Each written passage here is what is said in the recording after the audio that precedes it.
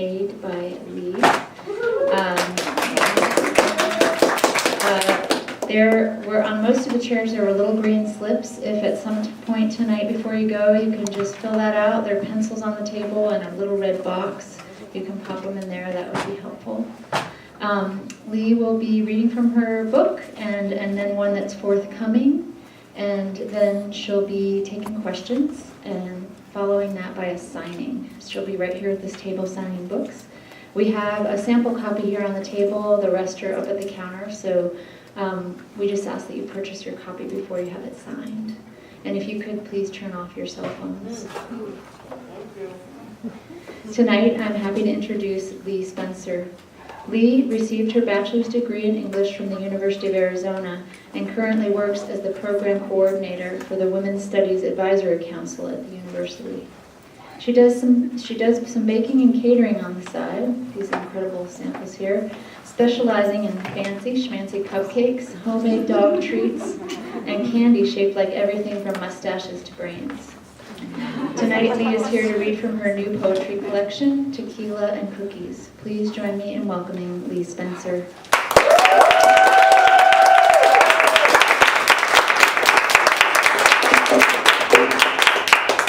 You guys hear me? Oh yeah. Can you hear me now? Good. Oh my gosh, thank you so much for coming. I can't even believe how many faces are here that I have to not be nervous about. I'm gonna try very hard not to pass out and entertain you guys tonight, but thank you in advance for your support. I thought I would start things out because when this book first came out, the one question that I get more than any is, why Tequila and Cookies? Who names a poetry collection Tequila and Cookies? And my publisher asked me the same question to the point of saying, I really like your poems, but you cannot call the book Tequila and Cookies because people will think it's a cookbook. When people who wanted it to be a cookbook find out it's not, they're going to be disappointed. And no one is going to look for poetry under the name Tequila and Cookies. So you have to change the title. And I panicked, and then I ignored her, and I sent the introduction to the book.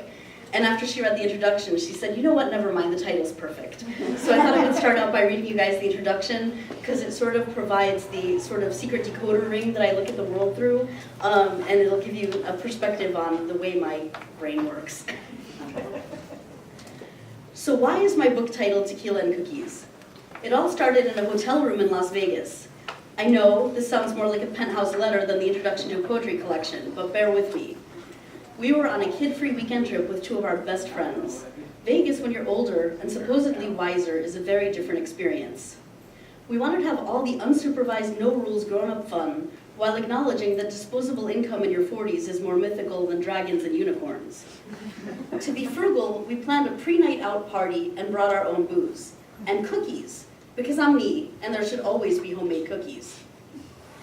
From my vantage point, looking up from the floor, I had a clear view of my friend's knee balancing an impressive pile of cookies. In his hand, a shot full of Don Julio Blanco. Frugal has its limits. Life is too short to ever shoot crappy tequila. We were laughing. It was all so perfect. Not bad for a brief stop between the things we had planned. I had an epiphany. A real one, since it stuck with me the next day and all the years since. Tequila and cookies is what life is all about. Not the well-orchestrated milestone plans or the photoshopped smoke and mirror images in your mind of who you should be and where you should go and all the pressure that comes along for that ride. Not the big picture. This delicious little snapshot of reality is where happiness lives. I pay more attention now as observer, participant, and documentarian of my life. All these random strung together pieces, joy, disappointment, laughter, grief, and so damn much love in all of its beautiful forms. Combined, they're the misshapen building blocks that construct us. Perfect in their imperfection as a constant and never boring work in progress. They don't need to build anything grander than the human experience. And what better snack for the human experience than tequila and cookies? So there are no recipes, I apologize. This is actually a poetry collection.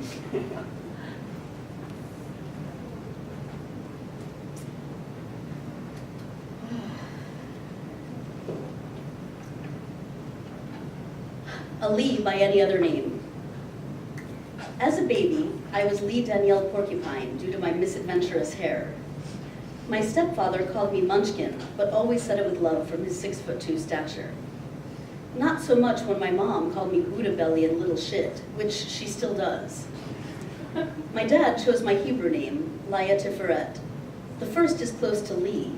The second sounds like a small Weasley animal, but means beauty as a building block of the universe, combining attributes of kindness and strength. I'm prone to believe my mother. Lila is what my grandmother calls me, and still after 40 years, my name brings tears to the edges of her eyes. I'm named for her mother, and Jews only repeat names to honor the blessed memory dead. My husband calls me Goober, which fits our definition of romance. My sons call me Mama, and you can bet I answer fastest to that. I collect names like pearls on a strand. Some are gifts, others burdens. Some are earned, others inherited. All are mine, and I wear them as best I can.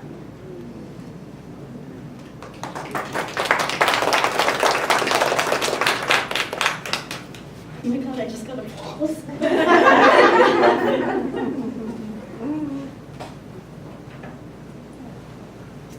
Some of these have backstory, and I'll try not to bore you, and some of these are sort of self-explanatory. But during the question and answer period, if there's anything you want to know about, then please definitely feel free to ask. This one's called Latchkey. Waiting in the stairwell, 9 years old, I had locked myself out again. Downstairs neighbor knew my mother wouldn't be home for hours. She invited me in, gave me a small wrinkled handful of raisins to eat, told me to chew them slowly to let the sugar come out. She brought out a photo album to pass the time. There were nude photos of her in there, lying down outside. She was thick-bodied, wide muscular breasts, large protruding nipples. I couldn't tell at first that it was her or even that it was a woman. She told me about sex, that it was called making love. She spoke of tenderness, love, erections, foreplay, respect, orgasms. I was wide-eyed. I knew where babies came from, but not this. I asked her when. She told me she was 17 the first time. I didn't think I could possibly wait that long, so I didn't. I still chew my raisins slowly. Her name was Jane.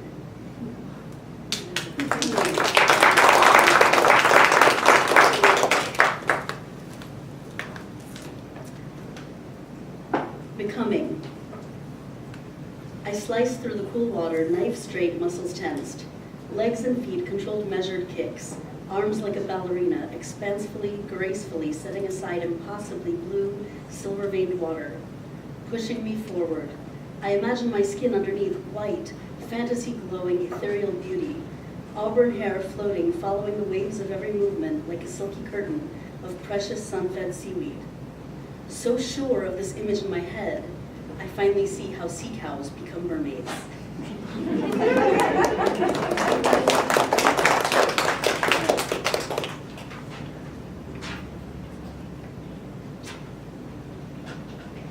Crash. Toddlers understand the joy of building something just to knock it down. When do we lose that ability to appreciate process over goal? There's no such thing as permanence. Oceans will always claim sandcastles, creating endless opportunities for buckets and imaginations to rebuild.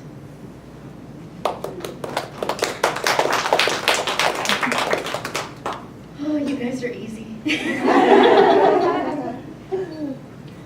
Okay, this is the first of many very well-deserved poems, love poems for my fabulous husband, who's in red in the back.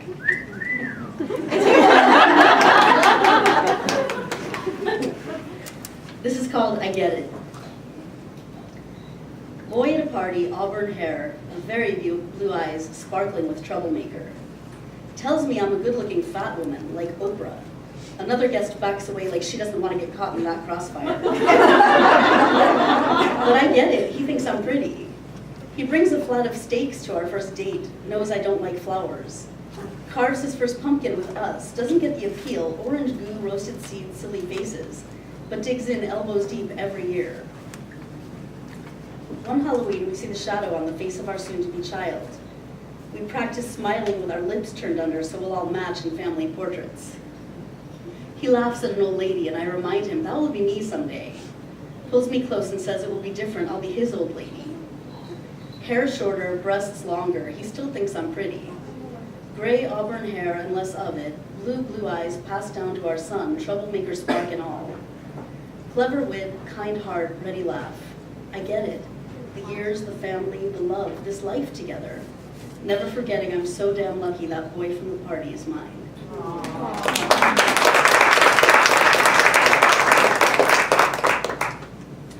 And then another one, because Earl really needs a fan club. This one's called Lunchbox. You think it's no big deal, the simple things you do without even thinking. Forgotten lunchbox, homemade cookie, note inside. I sighed, exasperated once again at 9-year-old forgetfulness. Gave him lunch money, kissed his head, sent us both on our day. At night, preparing for a bath, he hands me back my crumpled $2. He didn't need it because you saw his lunchbox stranded in the fridge. After working all night, you made a special delivery. Unforgot the lunchbox. Our son enjoyed a cookie, a note, simple things. I hope he grows to realize, as I do, how ever-present love is when it becomes second nature. This thing we have, simple and beautiful, is a very big deal.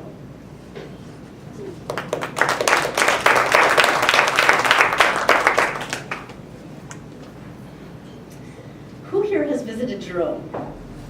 Do we love Jerome? Yes. I gotta do a tribute to Jerome. Throw some things in a bag and get in the car, he tells me. The dance in those blue eyes tells me this is not an order, merely his invitation that I should not refuse. Jerome, former mining town, with its crooked streets, curves and stairs of trippable varying heights, with its unique houses suspended in increasing open air as the background erodes more every year. Its residents seem the sort to sit on the porch as it slides off into the valley, humming nostalgically. With its eclectic shops, fine art galleries, and offbeat thrift store, where I bought the wire bracelet with glass beads, every color of an oil slick rainbow. With its hospital-turned-hotel, poised menacingly on the hillside, foreboding archetype of every horror film mental ward. With its old trees, me on the gnarled roots, smiling suggestively for a willing picture. And of course, the haunted hamburger, with its screened-in patio seating us in the middle of an explosive red lavender sunset. It was there that I first looked at your hand and imagined a wedding ring on it. We went back years later with my parents, all amazed by how long it took to get there. 5 hours and 14 years to be exact. They had martinis at the haunted hamburger, held hands and joked about making out in the back of our van, while you carried our sleeping son. There's just something about Jerome.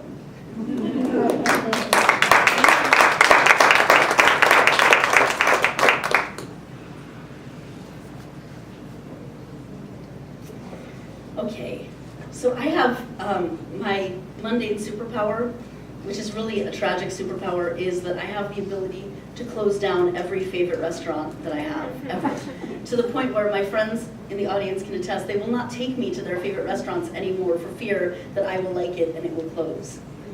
The only place that I know of that's immune to this superpower is Bobo's. So for that, Bobo's deserves its own tribute too. This is called Pancakes at Bobo's. Bobo's is probably my favorite restaurant in Tucson, and yet I haven't managed to close them down yet. You know how when you run something through the dishwasher twice and it still comes out dirty, so you wash it and maybe dent a fingernail scraping it, and it still has some kind of crud on it, but you figure if million-degree water bombarded it twice, and my dented fingernail couldn't get that off, it's not going anywhere, so I'm calling it clean? Bobo's is clean like that. The servers are like family, if family kept your mug filled with awesome coffee while joking and sassing. I love the waitress with the muscular arms who always tells stories about her grandchildren. Then comes the pancake. I really can't order anything else because it would only leave me pining for that huge, ugly, misshapen, 1 in a million heavenly concoction of batter, bananas, cinnamon, and caramelized brown sugar. No wonder it looks like a paramecium slopping off the sides of my plate. It's too much. Too much sweet, surprising, wonderful to contain in a simple circle. Like looking at our whole life through my wedding ring. Beautiful snapshot, you smiling across the table, but still only a glorious symbol, a shiny and beautiful prop for the greater story of us. I really can't love anyone else. It would only leave me pining for you. For our home that is clean enough after a dented fingernail or two. For our friends like family and family like friends whose mugs we keep full of welcome and sassy laughter. For our boys, where our story of pride and love continues to be shared. Thank you, my love, for it all, and for celebrating so appropriately with pancakes at Bobo's.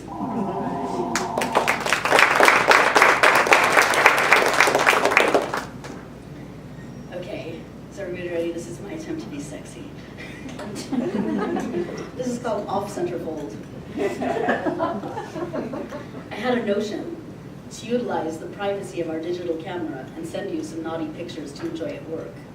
My thinking, why waste a lonely evening, a private office, a discreet camera?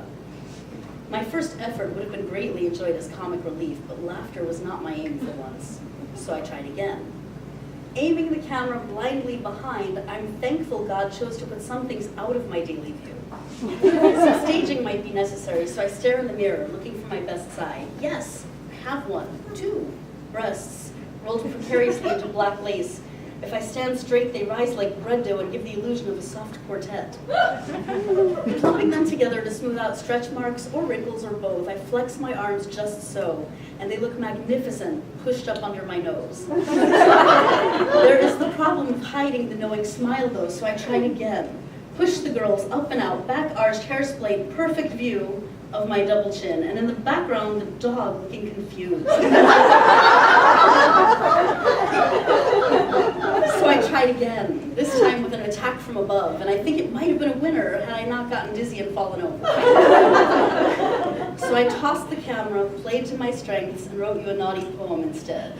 The picture, subjective and lacking focus, but infinitely easier to edit to our heart's content.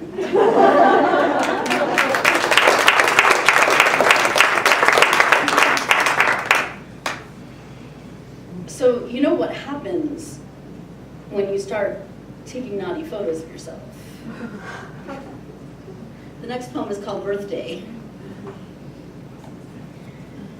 Nurses do their rounds, perfunctory, finding more things to stick in me until maybe I wonder if they're doing it for fun. So many cords hanging out, I feel like a fat white squid, and I can't take a hot shower now, even if it calms me and takes the edge off the pain, because these tentacles can't get wet. 30 hours to get to 4, when everyone knows the magic number is 10. Machines went ping in an ungood way. Bed flipped back, oxygen mask applied. After the 3rd time, I became a panicky squid. Yelled at the doctor to ditch the wait part of her wait-and-see protocol.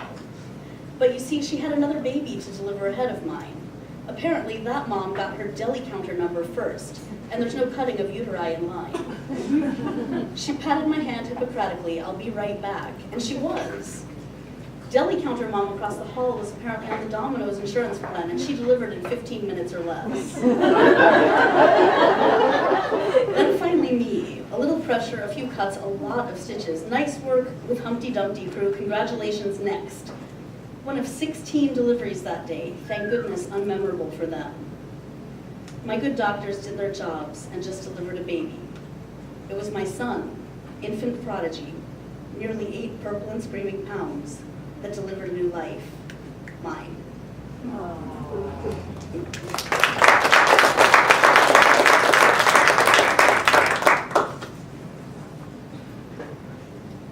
This is called The Weaning. I hold you close to me, breathe in the scent of you. Baby shampoo on long blonde curls, goldfish crackers, crayons, fresh diaper. I watch your big blue eyes disappear behind drooping pink eyelids as you fall towards the evening's final blink. Body suddenly heavy against me, your sweet breath forms a fine mist against my skin. Your peace is contagious. Together now, safe from the stresses of the day, we are wrapped in this blanket of frozen time, of nowhere else to be, of all-encompassing love. I feel your warmth, your heartbeat, your soft new skin, and I wonder which of us needs to be weaned.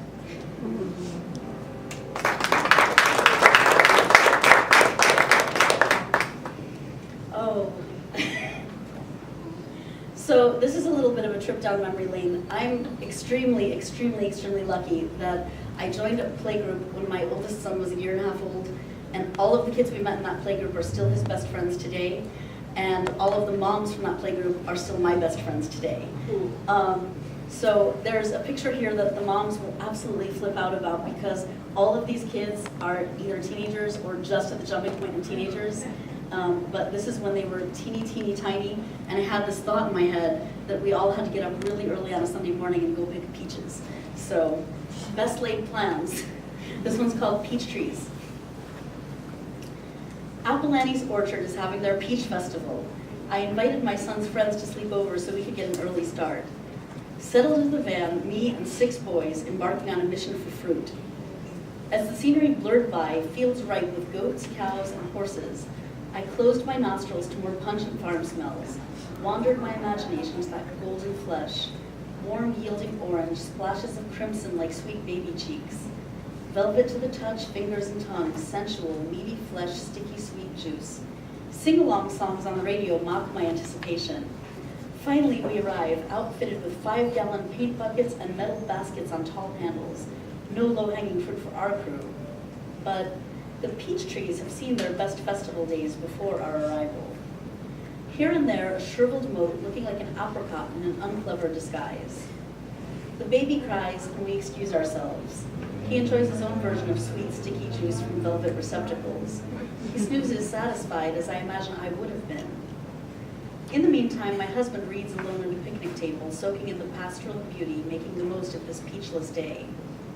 Where are the boys? Hunting Asian pears. How long have they been gone? I see my aunts are lumbering back, each small freckled hand contributing to drag a paint bucket overflowing with about a ton of happy, speckled green, crunchy, sweet softballs. My husband laughs, pays, loads the haul and the sleepy manual laborers. I stew mildly. $56 and I can't even make a fucking pie.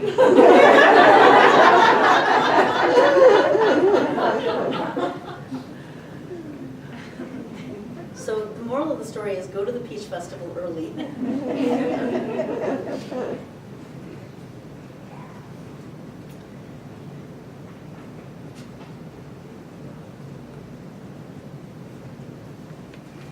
Okay. This one's called One Less Regret. My mother called last night while I was playing a game with my son. She wanted to thank me for the package I sent. Cookies and fudge for the holidays. Orgasmic, she said. I said, you're welcome. And nice throw, Henry. Half playing, half listening, we chatted. I thought she sounded annoyed to not have my full attention. You know, I never let you bake with me when you were little. You always wanted to, but I just wanted to get it done. So I don't know where you learned it, but it wasn't for me. I assured her I learned to bake just fine and had more than made up for lost time. She said I have regrets. I nodded to no one. We all do. After goodbyes, I returned to the game with renewed zest. Thank you, Mom, for one less regret.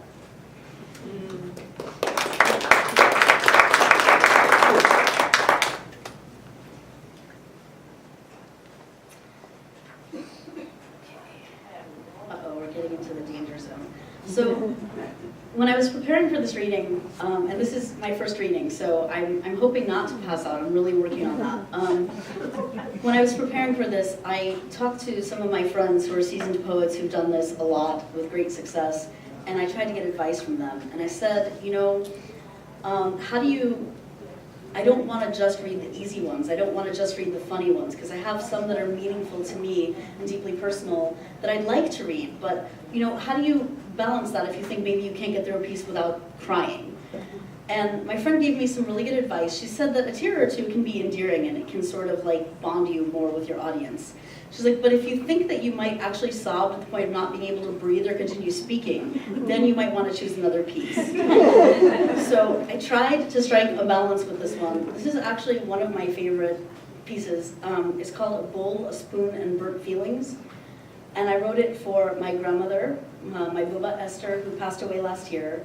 She is absolutely the one in my family that I most resemble, and in every possible way, and I'm very, very proud to be able to say that. So I'm going to try to not stop breathing, but we'll sort of see how it goes. The bowl is thick glass, white inside, seafoam green on the surface. They don't make bowls like that anymore. The wooden spoon is smooth from generations of use, yet it still hurts my hand as I maneuver around the blisters on my fingertips. I say nothing. She never complained, ever. I do, but not today. You see, if you want the blintzes to come out just right, you have to flip them with your fingers, quickly, before you can think about the slick metal frying pan and the sizzling butter to hasten the burn. The first time, and only the first time, I asked her, "Doesn't it hurt your hands doing it that way?" She never scolded, ever. Smilingly said, "Of course it does, but you get used to it. This is pride, this is family, this is what we do." I struggled to write it all down, pencil cushioned on the yet unpopped blisters. The only way to archive the genius of one who never wrote in English. I gave the effort to precious few, the rest lost. Who knows what became of the bowl, the spoon? The burning feeling remains, relocated. I imagine her sweet voice, thick accent, still saying, "Of course it does, but you get used to it."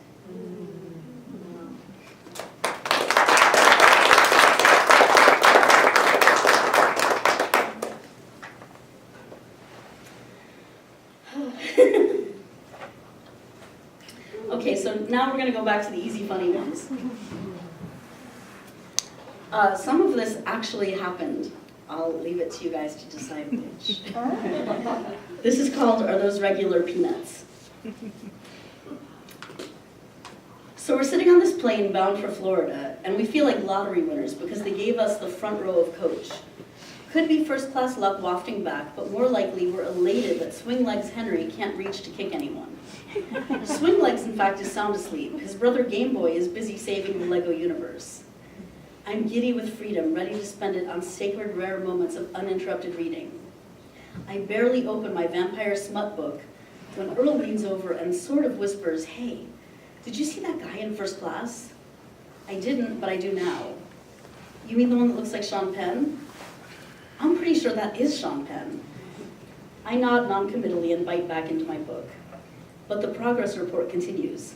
He's taking his shoes off. Sean Penn is wearing white socks. Just normal white socks. I didn't expect that. He probably paid a lot more than I do.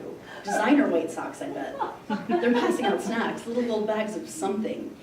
You don't think they give first-class people just regular peanuts, do you? If they do, we'll be lucky to get those shitty knockoff goldfish crackers. You know, the ones that don't even taste cheesy and they're shaped like little mutant planes?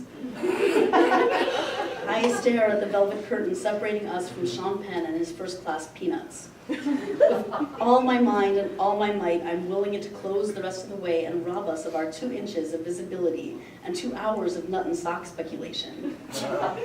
Would it be a federal offense to just get up and close it myself? As if reading my thoughts, Earl gets up, heads for the curtain, walks into the forbidden zone.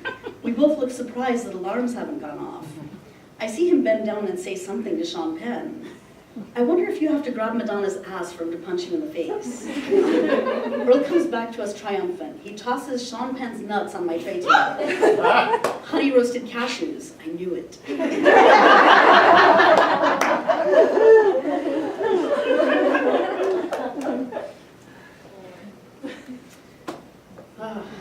How are we doing on time? Let me skip that one, I think.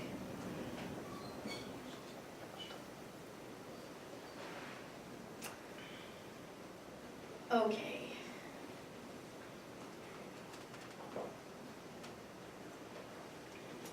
This one's called Post-Premonition. I had the dream again. I'm running, child clutched to my chest, holding in arms and legs to avoid the bullets that may come, hoping this body is thick enough to protect him one last time. Footfalls of the soldiers so much faster than mine are close now. I see the fence run faster, kicking dust and bone fragments at the soldiers now just out of reach. They reach my shoulder, wrench me back sideways, but the fence is right there. I throw him with the summoned strength of my lost generation, hoist his bottom just over as the soldiers bear down. His terrified, screaming face, thankfully on the other side, is the last thing I see. I called my grandmother this weekend. She sounded tired, cried recently. She and Zaidi were watching a documentary on Auschwitz. She tells me again that she would give everything she owns for just one picture of her mother. I wonder, Whose dream am I having?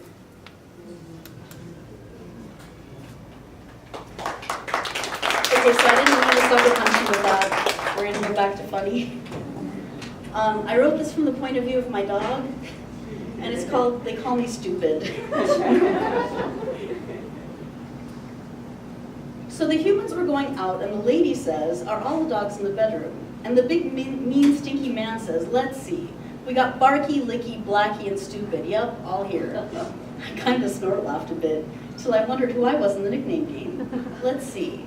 Susie, the psycho ninja little bitch, seriously, she's evil. She even has color spots on her head where I know horns are going in. Who sleeps with a shaggy boy, licks everything, including her own nose until it's raw. Licky, check.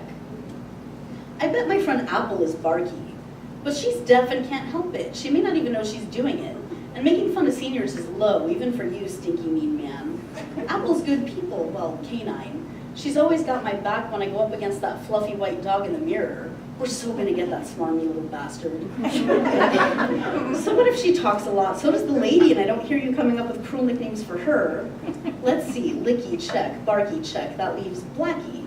Well, I'm fluffy white, so they must mean my lazy, handsome buddy Anders. He's the only other black dog in the house. So that means I'm stupid. Hey, wait a minute, what's the big idea? I'm so not stupid. Is it stupid to bark once really loud at 3 a.m. because I might have heard a noise? How else are the people in that big lazy Anders supposed to know they need to investigate? And I know when the doorbell rings on TV, I'm supposed to see who's there by running behind the TV and not to the front door. Pretty smart right there. I'm also smart enough to stay way the hell away from that crazy little monster person who showed up about 5 years ago and still hasn't gone home yet. If you pretend to throw a ball, how come it's only me who's stupid for pretending to run after it? While we're at it, I don't appreciate everyone in the house making fun of me for obsessively licking where my balls used to be. Seriously, you let them cut off my balls. Why mock me for taking comfort wherever I can? What the fuck am I even doing here? You know how completely adorable I am? Sorry I forgot to read the part of my adoption contract that says you have to be Alfred friggin' Einstein to be part of this family. Might as well tell you I can't even read anyway. That's it. I'm squeezing out the hole in the back fence. You know, the one where all the other so-called brilliant dogs in this house have escaped. Except for me, I always stay. Not anymore. Now oh yeah. Scratch behind the other ear. Hang on, I'm rolling over. Somebody adorable needs a belly rub. Don't let the hand look fool you. I'm still totally mad. I love you, lady. Can I have a treat?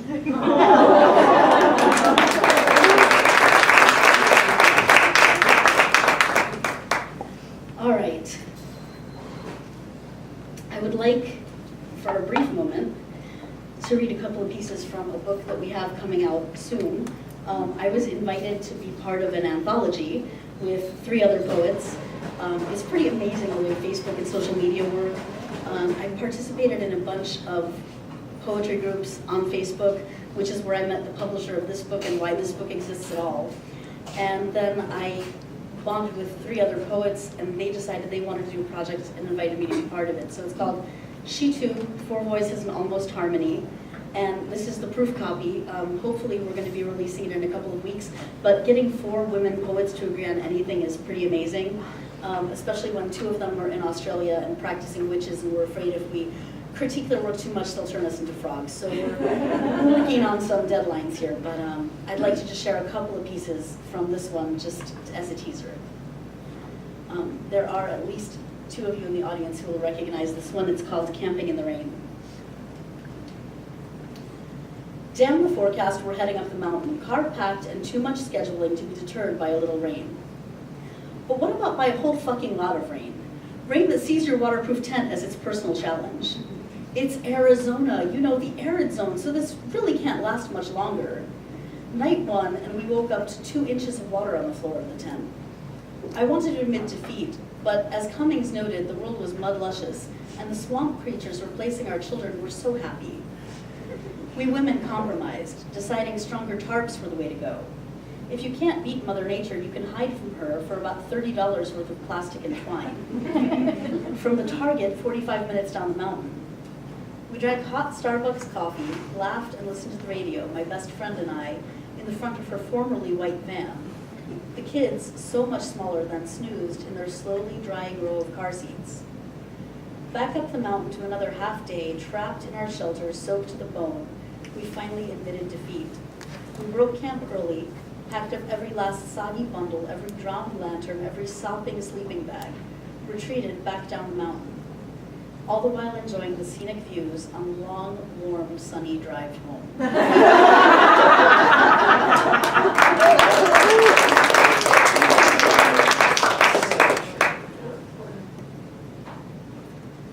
Okay, I've got two more, just two I promise, and then we'll question and answer and cookies, definitely cookies. This one's called Unstill Life with Dogs. I've never wondered what I'd look like missing an ear. Hair tucked behind, single earring, gold or silver, always a lizard hanging on. I'd be smiling usually, real or frantic, but posed for posterity since I never seem to catch myself unawares. No wavy lines like wind through a cornfield, no flowers in my hair, no monkey on my shoulder, no peripherally peering pipes that may or may not be pipes at all. Representation without speculation of what any of it means. My smile, my graying hair, my purple glasses, my dogs, whacking and waging to join me in the frame no gallery will ever see. Motion and emotion, documented, not captured. Comfortable in the family album, my unstilled life.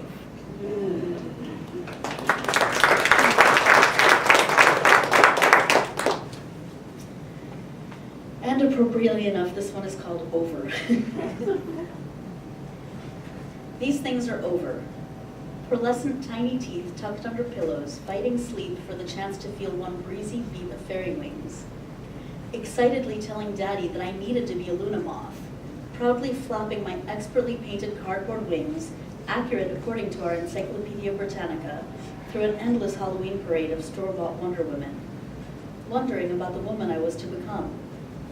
Constant anxiety over breasts, love, first and second and third, boyfriends, dates to proms, weddings, all that I feared I might never have, the firsts, their fears, their sweet anticipation, over. The day that I first felt tiny bubbles of movement from the baby I so desperately wanted.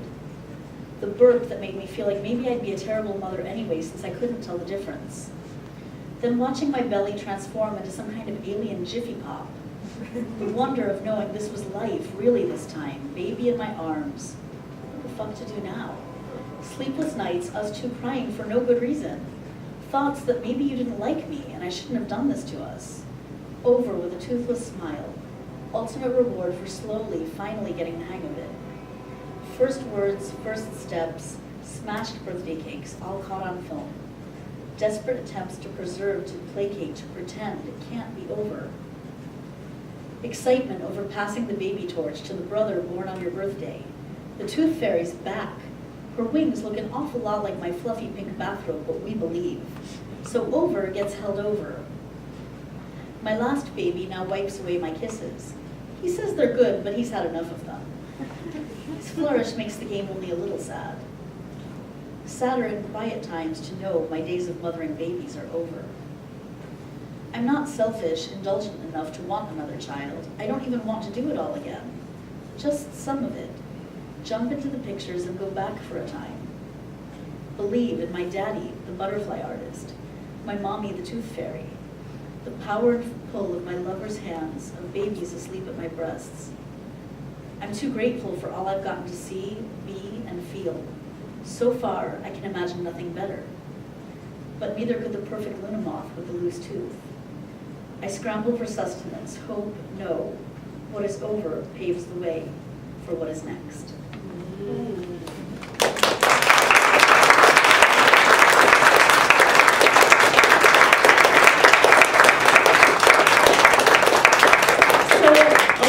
Thank you guys. You made this like really painless and nobody threw fruit or anything, so I really appreciate that. Does anybody have any questions? I saw a hand up in the back, but it was Earl adjusting the camera, so I'm totally psyched out now.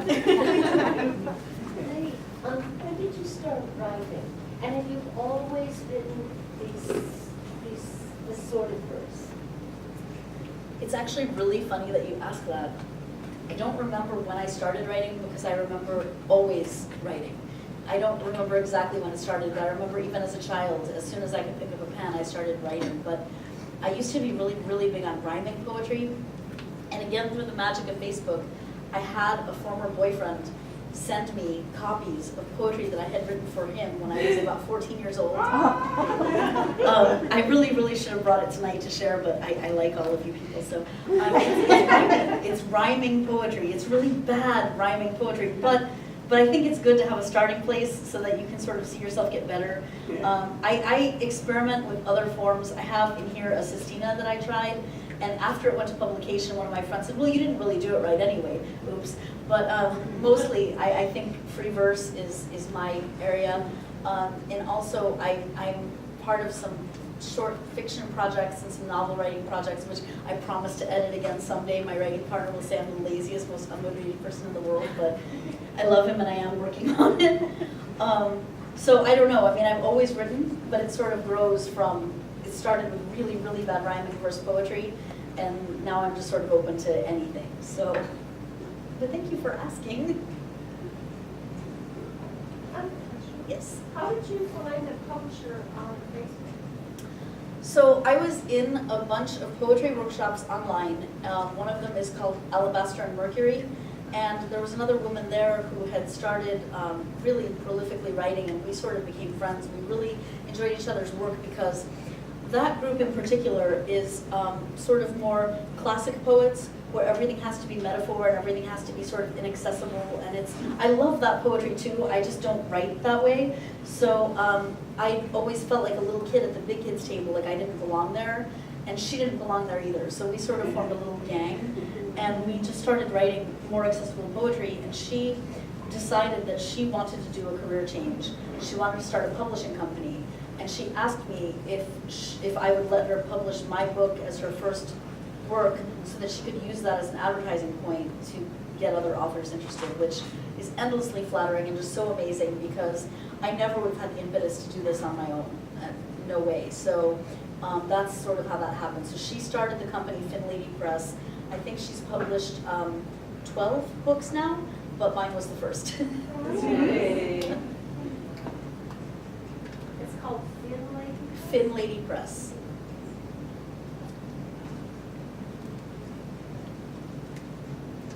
Yes. Miss Martha. I was like, which one? So I'm playing a little bit off of the first question that was asked, because you've always written. Was there a hiatus when your kids were young, where you just didn't have time to write at all and you didn't write, or?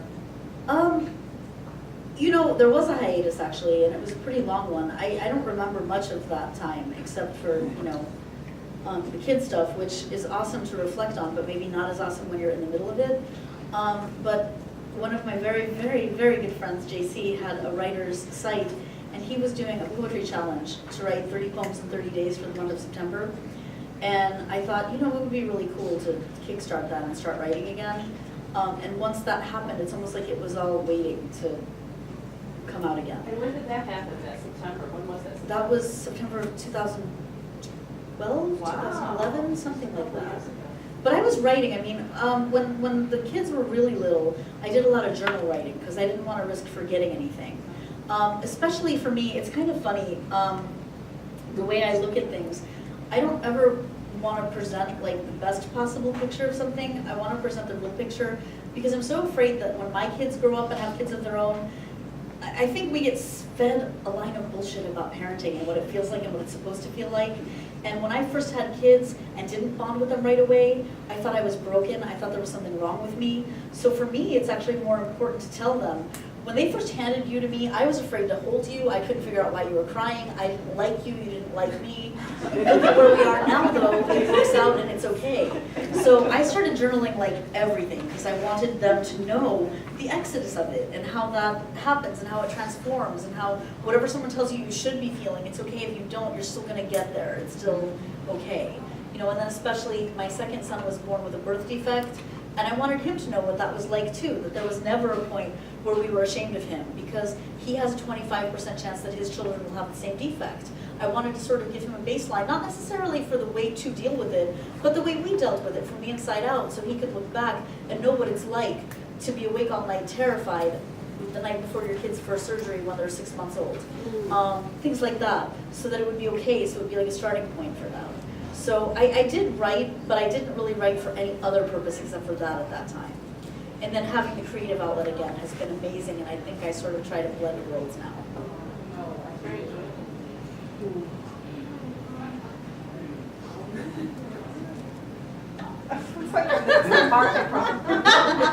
I love that you guys think like everybody's raising their hands or saying it's adorable. I'm curious about your writing process too. Like, and it's a really specific question, but what time of day you hold down a job and you're a full-time mom as well? I think all moms are full-time moms, by the Oh way. yeah. So like, what time do you find?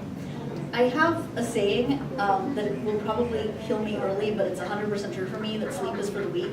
I honestly can't remember a time where I've slept more than about 4 hours a night. So I'm a morning person. I'm one of those really cheerful, irritating, annoying morning people that no one else in my house is, so it's really amusing to be me. But I'm also now a night owl, and I was never that before. So after the kids go to bed and the lunches are made and everything's done, that's usually when I sit down to write. So if you see me up at 4 o'clock in the morning on Facebook, I'm on Facebook. I'm not editing my novel, which I should be, so you should all call me out on that and it'll be guilt me into it. But it is very hard to find the balance. And fortunately, I think poetry is very forgiving. I think that's why I write poetry, because you can finish a poem in half an hour. You can't finish a novel in half an hour. You can't edit a novel in half an hour. You can't even remember where you left off or have character consistency in half an hour. I wrote one of my favorite pieces in the new book that is really, really heavy. It's about Hitler, and it does not read well out loud, even though I tried. But I wrote that when I had 104-degree fever. So wow. Poetry is very forgiving as a writing form. But yeah, 4 o'clock in the morning, that's when I write, to answer your question very specifically. What do your kids think about your poems? I'm sorry? What do your kids think about your poems?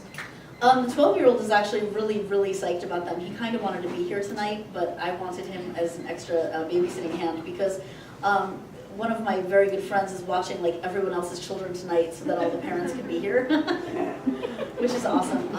But Zach is really, really excited about the poetry. He loves it, and he tends to be like very proud of me, which is awesome because honestly, when Jan first approached me with publishing a book, I thought I would buy a copy and my dad would buy a copy and we'd be done. But it would leave a legacy for my kids, to have something to remember me and to have my thoughts captured from, you know, before my brain stopped working properly, or like before they were old enough to recognize what was going on around them or what I was doing. So it was really sort of created as a legacy, and the 12-year-old gets that. The 6-year-old would rather play video games than do anything else in the universe, so I don't think poetry exists in his world yet. Who are your favorite poets? Oh my goodness. I really love Pablo Neruda is one of my favorites. And back when I was taking a lot of Spanish classes, I tried so hard to read it in the original language. I hate Emily Dickinson. Sorry, that's your favorites, not unfavorites, but that one sticks in my mind. And then of course, oh goodness. I'm sure there are a million others, but I'm completely blanking on it right now. I will send you an email with my list when I get home. I can't think of them, I'm so sorry. But Neruda is definitely someone that's always stuck with me that way. And I also love a lot of the poets that came out of U of A English department. Like, I was a huge fan of Steve Orland. When I found out that he passed away, there's a poem about him in this book too, because I was devastated. I love his poetry. I love Richard Shelton. So a lot of poets that are not necessarily, you know, world famous, but they really, really spoke to me. And I do tend to go more for the accessible poetry in the things I like to read too. It's not that I don't like the other stuff, but sometimes I just don't want to work that hard to tap into the writer's emotion. And I also hate when I'm completely wrong about something. I have a piece in here that I was writing about sleeping next to my snake cages, and someone wrote me a really long email about what a great metaphor that was, and I'm like, no, actually I was sleeping next to my snake cages.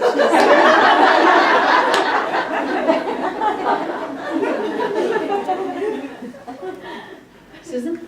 Along the lines of wanting to be honest about everything, do you ever feel like you have to manage other people's reactions to your poetry if they see themselves in your poetry? Oh, yes. It's actually really, really funny. My mom absolutely refused to buy the book. She was waiting for me to gift it to her. I pretty much absolutely didn't want her to read it. And it's not that I said anything that horrible about her here, but we have a complicated relationship, and I think that by omission, there were things in here that would have hurt her feelings, and I didn't want to do that. So it wasn't my intention, but at the same time, I wasn't going to hide or shy away from it. So finally, she demanded that I send her a copy for Mother's Day, and I'm like, oh, be careful what you ask for. So I sent it, and we're sort of in a stalemate about it. We don't really talk about it. But the really funny thing is that people who know about my relationship with my mother, there's a poem in here that's kind of viciously mean, which is a departure for me, because I'm usually not, well, I am a mean person sometimes, but I don't put it in very much. And everyone's convinced that poem is about my mother, and it's not. It's honestly not. So it's really funny. I think that some people look to see themselves in poems, and it's not even about them. So it's really funny because the person who it is about assumes it's about my mother. And if my mother asks, I'm going to tell her, no, it's about this other guy. So I don't know, I am about honesty and representation, but whatever people take from it, if I can't control it, then it's kind of fine with me.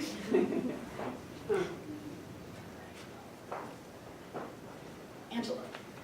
Kind of along the same vein, I was just struck by thinking that maybe the form of poetry, or I'm wondering if you think the form of poetry is sort of a braver writing style, or you can be braver as a writer because it's very direct, and because something about it allows you to be more direct, although I often think of poetry as, like you're saying, metaphoric.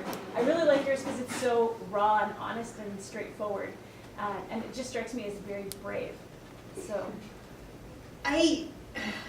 That's a tough one. Anyone who knows me more than 5 minutes knows that I'm like the queen of too much information, and I don't get embarrassed easily. So to me, it doesn't always feel brave. It just feels like, me. But I did have a weird experience last week.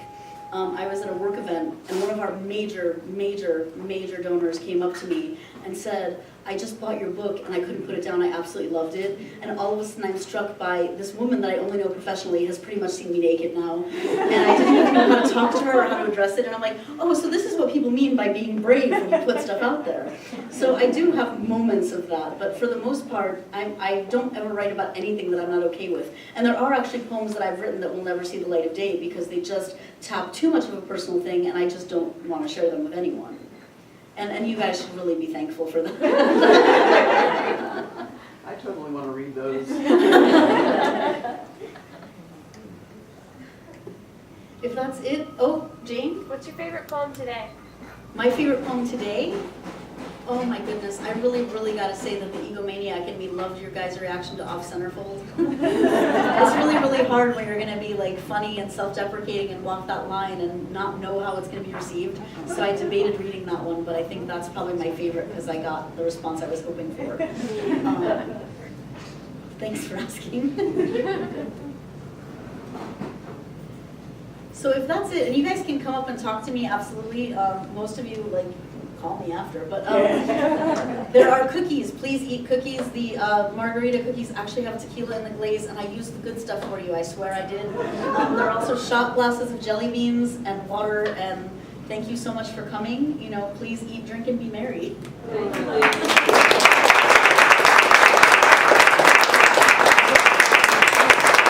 Thank you, Leigh. Thank you all for coming. Again, we have all the books up at the counter except for the one sample here, and Leigh will be right here signing.